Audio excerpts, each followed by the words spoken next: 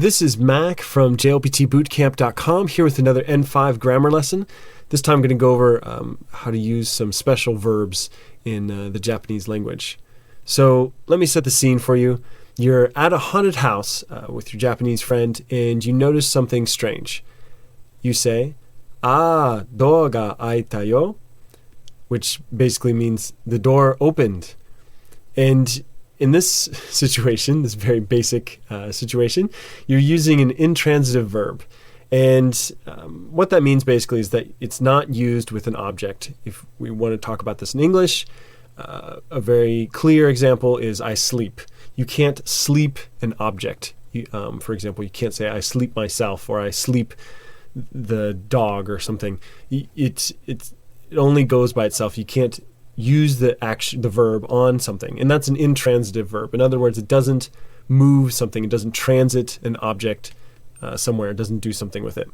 And in Japanese, these are called jidoshi. Ji is self, do means move, and shi is kind of like a particle, grammar particle. So basically this means self-moving particle.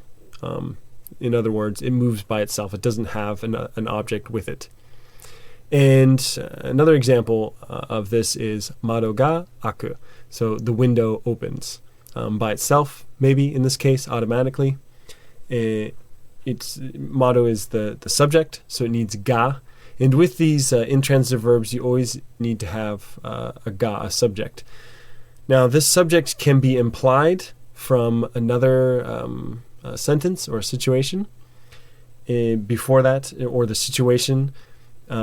It can be implied that way, but it needs to have some kind of subject doing the action, usually marked by ga. But of course, there's other situations where it could be marked by something else.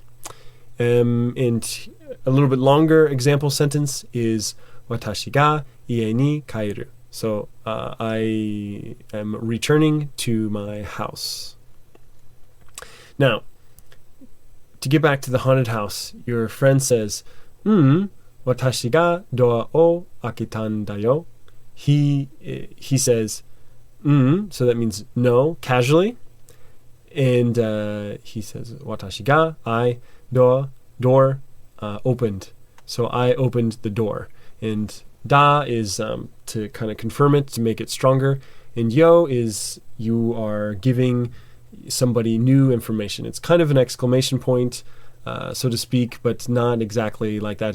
You're showing the listener some new information. So I have this new information, I opened the door. It didn't open by itself. And your friend is using a transitive verb. Now, to go back to an English example, this is a verb that takes an object, it does something to an object. For example, I bought a car. We usually can't say I bought.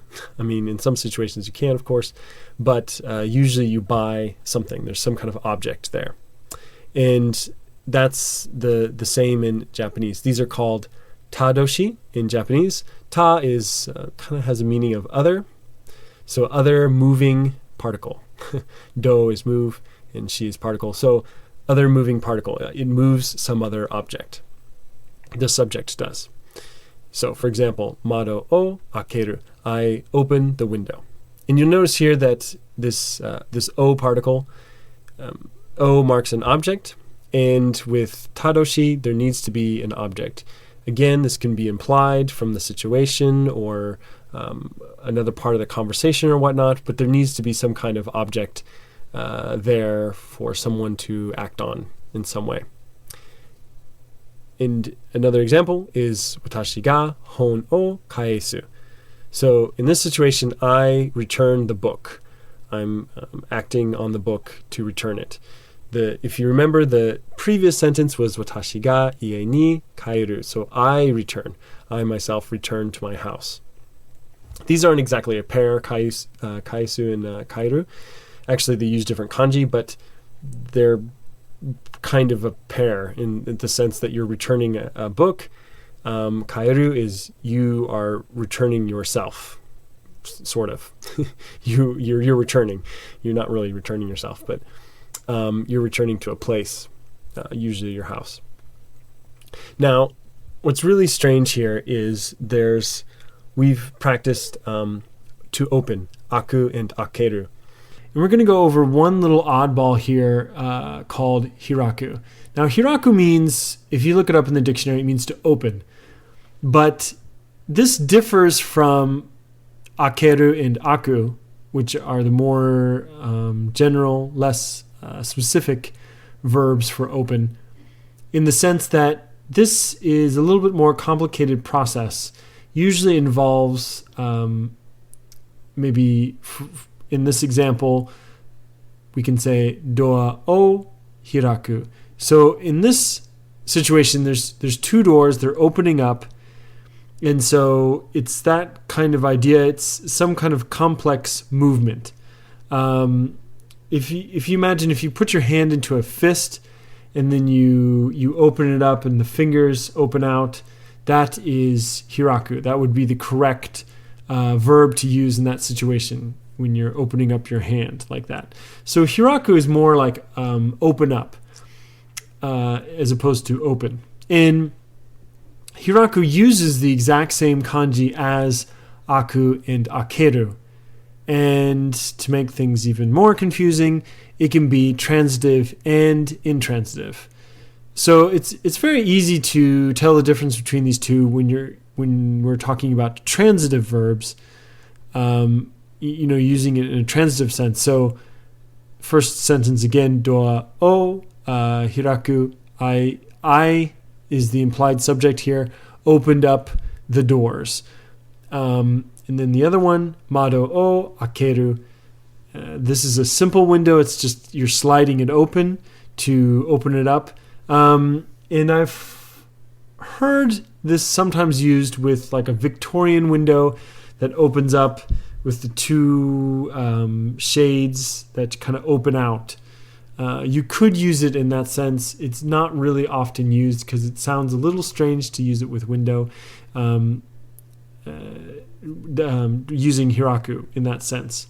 Usually, most of the time, we're going to use aku and akeru. Those are the most common. Those are both N5 words. Hiraku is actually an N4 word, but it's just good to kind of know that it exists in case you're studying head or you're reading other native materials or whatnot. Just be aware that this word exists. And just to give you a little bit more clarity to it, giving you an example of using it as an intransitive verb, using hiraku as an intransitive, we can say hana ga hiraku. So hana is flower, and the flower is opening up. Again, it's that motion of peeling back the layers and branching out as you open. And again, we use ga here to mark the subject that's doing the action. This is intransitive. We're not acting on an object. And of course, the kind of the pair of that is aku. And we can use that with door ga aku. So the door opens by itself. Again, no one's doing the opening. At least that you can see. This can be like an automatic door. When you go into a convenience store or something, the sensor sees you and the door opens. And this is also kind of in that grand sense, like the door opens and she appears.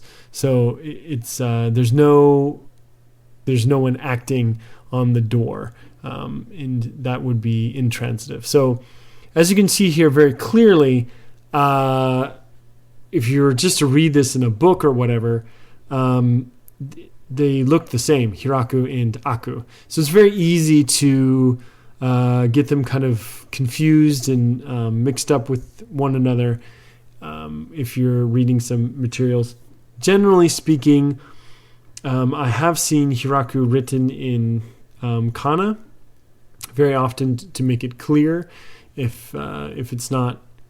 If it's hard to understand from context, it's written in kana, whereas aku is written with kanji. But technically, it could use the kanji. So just be aware. There's these two little oddballs here. Anyway, so you got these two verbs, transitive, two kinds of verbs, transitive versus intransitive. How can you tell the difference? Well, there are no set rules that are always true about these two things.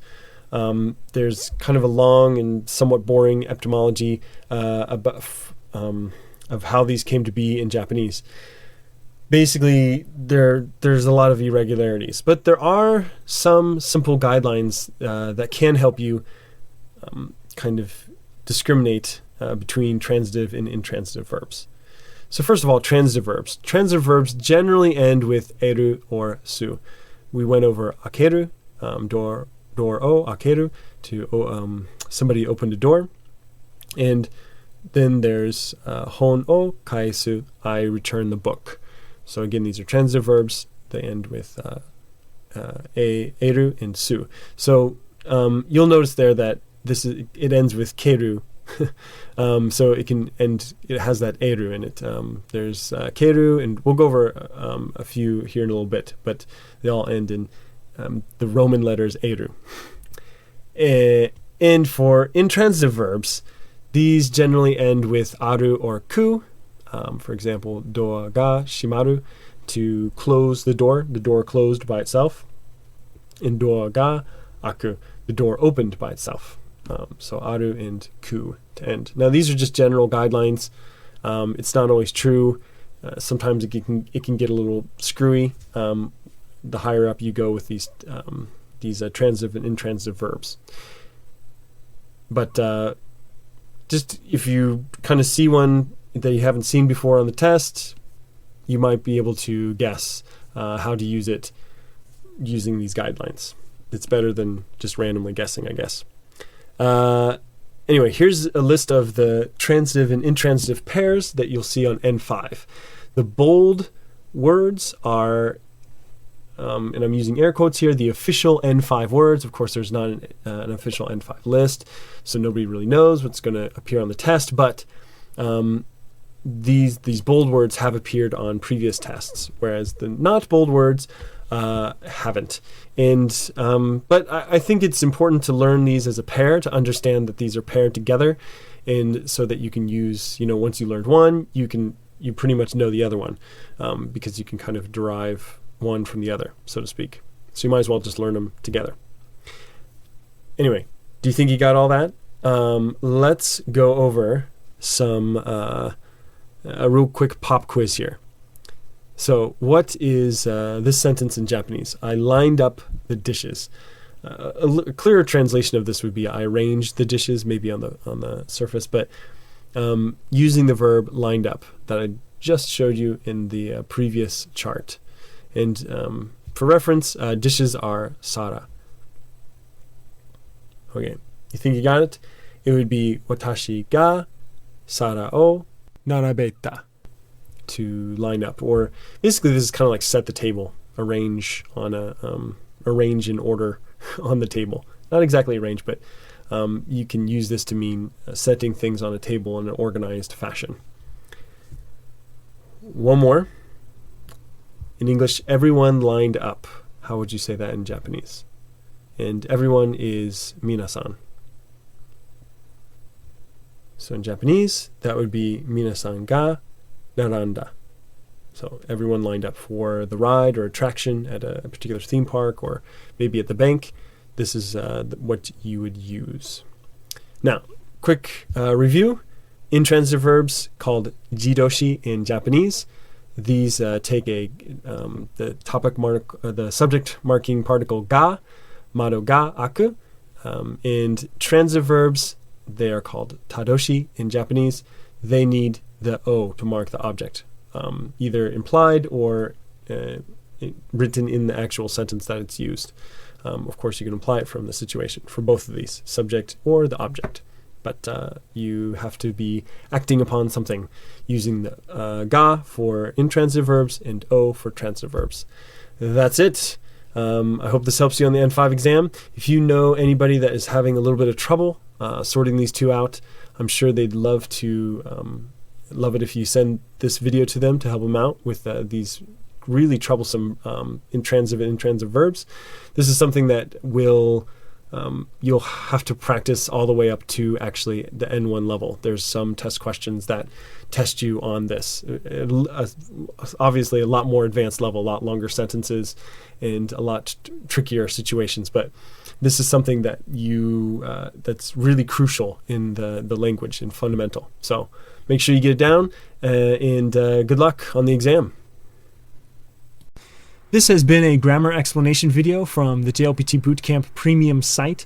Inside the site, you will find some extra goodies, for example, some cheat sheets for all of the videos. And those cheat sheets include a few things. For example, some common mistakes that people make, as well as some example test questions for the JLPT. If you're interested in taking the JLPT and you want that extra edge, something to kind of push you above and get the points that you need to pass, I encourage you to stop by the website at jlptbootcamp.com/premium.